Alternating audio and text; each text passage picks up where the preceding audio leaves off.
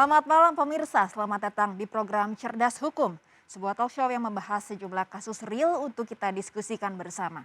Dalam dialog malam hari ini, saya Egit Hapsari dan praktisi hukum Alvin Lim akan mengangkat tema Kresna ingkar janji, nasabah merugi. Pemirsa, kasus gagal bayar klaim asuransi kepada nasabah terjadi dalam beberapa tahun terakhir dan membuat masyarakat cemas. Yang terbaru, kasus gagal bayar terjadi pada asuransi jiwa Kresna atau Kresna Life yang gagal membayar klaim dua produk asuransinya, yakni Kresna Link Investa atau Kalita dan Protekto Investa atau PIK. Sebelum kita mulai dialog, kita saksikan tayangan berikut.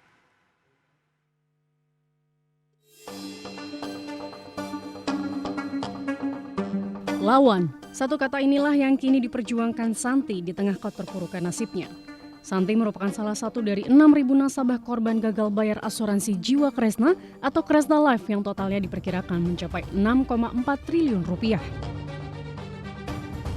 Wanita 43 tahun ini bersama keluarganya menginvestasikan dana mereka melalui salah satu produk asuransi sekaligus investasi di Kresna Life sejak 2019 dan mengalami kerugian hingga 3,25 miliar rupiah. Kerugian ini berawal ketika pihak Kresna Life menyetop secara sepihak manfaat polis asuransinya pada Mei 2020 dengan dalih terdampak pandemi COVID-19. Akibat gagal bayar Kresna Life, Santi pun sempat depresi, bahkan kondisi kesehatannya memburuk dan didiagnosa dokter mengidap penyakit autoimun. Tak hanya itu, di tengah kondisi yang serba sulit, ayahnya yang selama ini mendukung perjuangannya meninggal dunia karena sakit. Kini kasus gagal bayar Kresna Life terus bergulir di meja hakim. Saat ini Kresna Life dalam status penundaan kewajiban pembayaran utang atau PKPU oleh Pengadilan Niaga Jakarta Pusat. Bersama ribuan korban lainnya, Santi pun terus memperjuangkan haknya di ranah peradilan.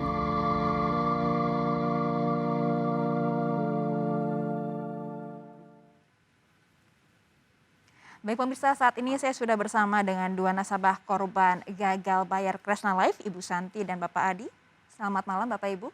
Dan juga Bapak Sadan Sitorus selaku kuasa hukum dari para korban. Selamat malam. Juga praktisi hukum kita Bapak Alvin. Selamat malam Bapak. Selamat malam Ibu. Selamat malam, sehat semua ya. Baik, pertama-tama saya akan tanyakan dulu kepada Bu Santi. Bu Santi mungkin bisa ceritakan bagaimana awal keikutsertaan Bu Santi dalam Kresna Life ini. Oke, jadi gini, pada saat itu saya kebetulan ada dana yang jatuh tempo, lalu kemudian saya bertemu dengan agen saya. Ya, jadi agen saya itu menjelaskan, memperkenalkan Kresna Life sebagai sebuah perusahaan yang besar, merupakan satu holding, sudah berdiri lama sejak 1990-an. Jadi sudah 20 tahun lebih lah ya pada saat itu. Terus dikatakan mereka punya banyak sekali lini bisnis dan merupakan perusahaan-perusahaan yang terdepan gitu ya. Terus kemudian saya juga dijelaskan bahwa produk yang mereka tawarkan itu adalah produk yang di bawah pengawasan dan perlindungan OJK dengan keunggulan-keunggulan yang berupa masa tenor yang fleksibel. Jadi pada saat itu saya dijelaskan ada yang 3 bulan sampai 24 bulan. Kemudian dengan nilai manfaat yang pada saat itu kalau saya bandingkan dengan tingkat suku bunga cukup kompetitif dan keunggulannya asuransinya unit link. Pada saat itu saya tidak dijelaskan mengenai unit link karena pada saat itu yang saya pahami itu adalah produk manfaat pasti. Hari itu saya dibilang ini ada satu flexibility mengenai tenor ada 3 bulan sampai 24 bulan sehingga menurut saya itu akan baik untuk melakukan perencanaan keuangan. Lalu kemudian nanti pada saat jatuh tempo, misalnya apakah jatuh tempo ataukah ada pertanggungannya terjadi klaim itu akan cair semua gitu loh. Jadi semacam saving plan begitu ya Bu ya? Iya, yang saya mengerti saat itu adalah itu seperti saving plan karena mungkin untuk informasi Ibu saat itu saya ya menabungkan di atas 90% dari uang keluarga kami gitu ya. Jadi intinya pada saat dengan kondisi seperti itu yang saya cari itu sebenarnya adalah keamanan. Dan returnnya dijanjikannya berapa?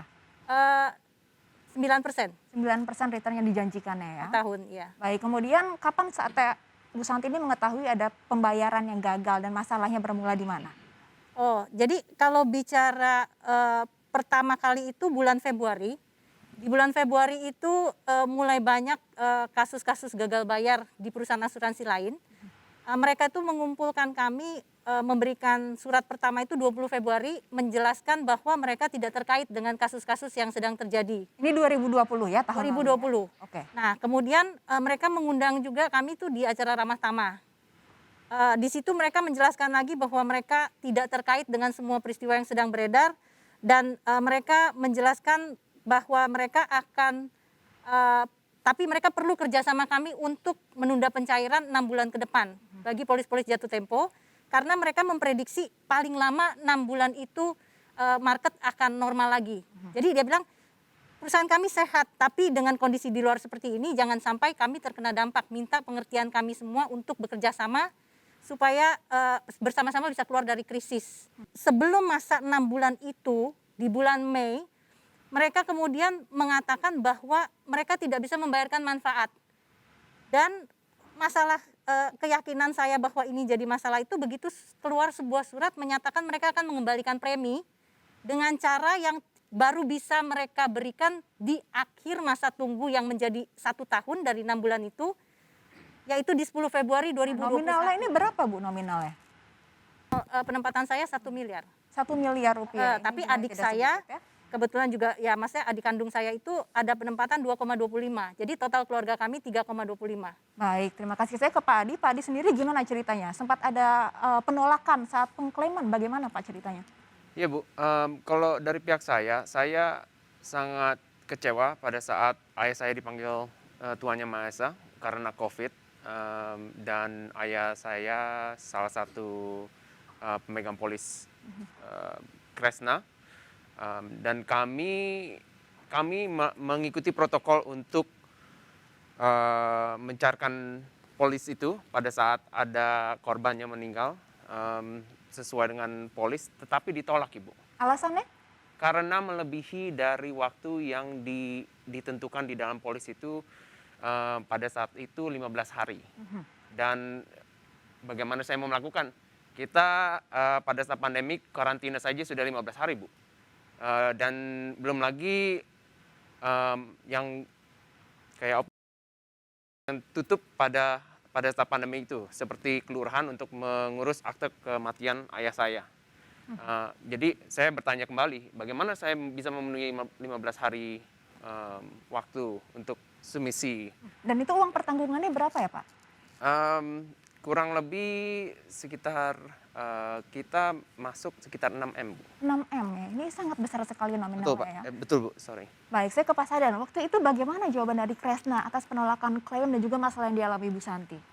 Iya, memang sejak awal kita sudah mengupayakan hal-hal yang bersifat persuasif ya, penyelesaiannya bagaimana dengan baik dengan pihak Kresna. Namun pihak Kresna sampai saat ini memang tidak memperlihatkan etikat baik itu. Kami sudah memberikan somasi sebanyak 2 kali dan itu pun tidak dibalas oleh pihak Kresna tersebut.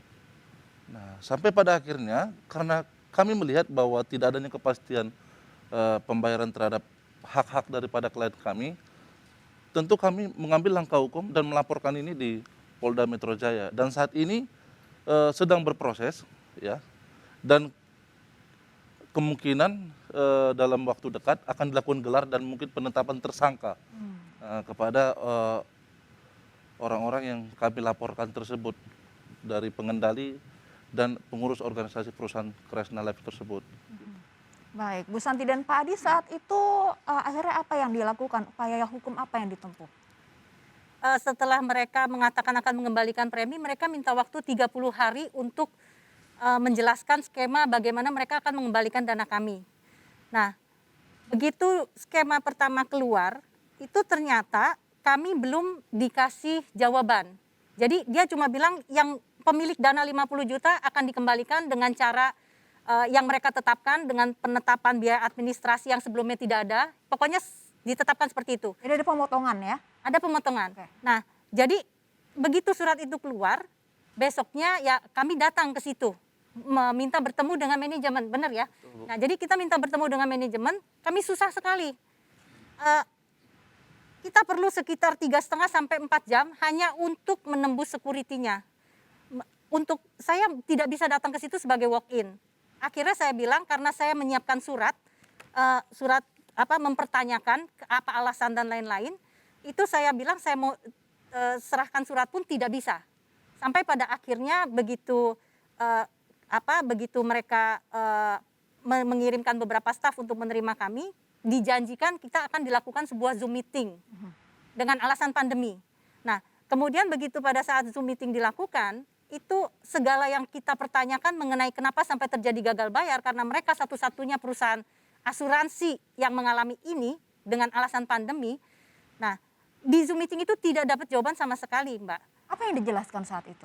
Mereka itu mengatakan mereka ada masalah dengan likuiditas portofolio. Nah, alasannya adalah pandemi, kejatuhan pasar modal. Nah, jadi setelah kami ke sana, kami mengupayakan musyawarah, kami ingin tahu bagaimana perusahaan itu akan mengupayakan segala pengadaan dana, sumber-sumber dana untuk mengembalikan uang kami. Itu mentok semua. Akhirnya kami ke OJK. Kita ke OJK, ya kita rally berapa kali, puluhan customer di tengah pandemi, orang-orang senior itu kita semua pergi ke OJK, minta bertemu dengan pejabat OJK. Itu kami masukin surat itu berkali-kali tidak ada jawaban. Nah, jadi sampai pada akhirnya tanggal 14 Agustus itu kami berhasil mediasi pertama dengan OJK. Tapi di situ kami juga tidak menemukan jawaban apa-apa di mana kita bisa mendapatkan alasan terjadi gagal bayar dan kemudian bagaimana mereka akan mengupayakan pengembalian dana. Betul ya. Baik, saya ke Pak Alvin. Pak Alvin, ini kalau dari kacamata sebagai praktisi hukum nih, apa yang terjadi sehingga gagal bayar asuransi ini terjadi dan memakan korban segini banyak? Jadi pengalaman saya yang mendasarin cuma satu, tidak adanya cash flow perusahaan. Jadi uang cash perusahaan itu tidak ada, gitu loh. Penyebabnya bisa ada dua. Satu, mismanagement, ya, jadi dia menaruh uangnya di investasi yang salah. Atau alasan kedua, yaitu adanya dugaan kejahatan kerah putih atau yang disebut white collar criminal. Kejahatan kerah putih, Nah, seperti dua apa itu. Pak? Jadi memang sudah ada inisiatif dari awal untuk ngambil uang masyarakat dan dialihkan ke rekening pemilik atau pemegang saham perusahaan tersebut. Apakah artinya ada unsur kesengajaan menurut Pak Alvin? Jadi ada dua kemungkinan itu. Jadi kemungkinan pertama apakah itu mismanagement, dia taruh di investasi yang salah, misalnya ditaruh di saham-saham ngejeblok, uangnya hilang, itu kemungkinan pertama. Atau kemungkinan kedua dari awal sudah di set up sebuah perusahaan, masuklah uang masyarakat ke situ, dialihkan sedikit-sedikit misalnya ke subsidiary company dia atau ke luar negeri, yang ujung-ujungnya balik lagi masuk ke kantong mereka gitu loh. Baik, jadi ini dua kemungkinan dua tadi kemungkinan, ya. iya. Tapi sebetulnya adakah payung hukum yang mengatur operasional dari perusahaan asuransi di Indonesia, Pak? Ada dong tentu diatur. Jadi pertama undang-undang pun ada yang namanya undang-undang perasuransian atau undang-undang nomor 40. Nah kedua ada juga namanya peraturan Menteri Keuangan. Itu mengatur itu bahwa sejak klaim diberikan dalam waktu 30 hari harus dibayar. Situ kalau memang sah ya gitu loh. Nah yang ketiga ada peraturan OJK. POJK pun bilang gitu harus ada transparansi ketika mereka menjual produk, jasa dan layanan itu ada diatur di POJK nomor 1 itu di situ. Jadi semua itu ada aturannya, ya ada payung hukumnya ada. Tapi ya yang namanya kalau memang terjadi dugaan tindak pidana white collar crime ya pasti diterobos. Baik, jadi sebenarnya payung hukumnya ada ya. Baik Pak Alvin, nanti kita lanjutkan lagi bincang-bincangnya. Pemirsa, kami akan masih membahas lebih dalam seputar gagal bayar perusahaan asuransi bersama pengamat asuransi Kaper Marpaung. Tetap di Cerdas Hukum.